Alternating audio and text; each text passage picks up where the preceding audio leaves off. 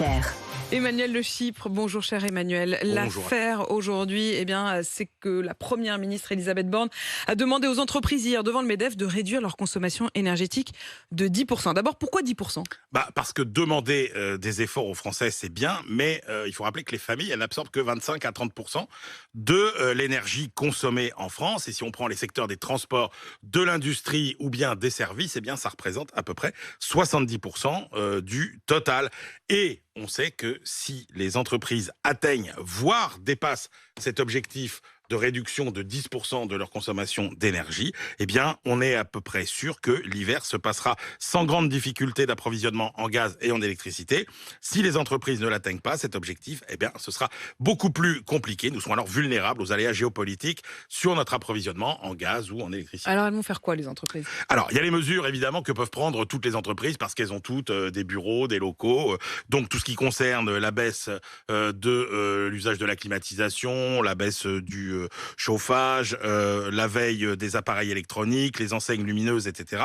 Et puis, il y a quand même des secteurs dans lesquels on consomme plus que d'autres et il y a des entreprises essentielles, un petit peu comme il y a eu des métiers essentiels pendant la crise sanitaire. Prenez l'industrie du verre, par exemple, vous avez besoin de consommer beaucoup de gaz. Prenez des services comme les serveurs informatiques, vous ne pouvez pas vous permettre de manquer d'énergie. Les opérateurs télécoms, pareil. Et donc, ce sont ces secteurs qu'il faudra effectivement protéger. Et puis, il y a un nouveau mécanisme qui est à l'étude. Oui, effectivement, un mécanisme inspiré du marché des droits à émettre du dioxyde de carbone. C'est ce qu'a proposé le ministre délégué à l'industrie, Roland Lescure. Alors, comment ça fonctionne? Sur le marché du carbone, chaque entreprise dispose d'un quota d'émissions de CO2 en fonction de sa taille, en fonction de son secteur d'activité. Donc là, ce serait un quota de consommation d'énergie. Et en fait, celles qui ont consommé moins que leur quota pourraient revendre cette énergie sur le marché à celles qui ont besoin de consommer plus que leur quota. En gros, c'est un système qui rapporte aux entreprises vertueuses et qui coûte à celles qui le sont moins. Système qui pourrait être appliqué aux industriels qui ont l'habitude de ce genre d'instruments, notamment dans le gaz. Alors, c'est compliqué à mettre en place. Pour le carbone, ça a été compliqué.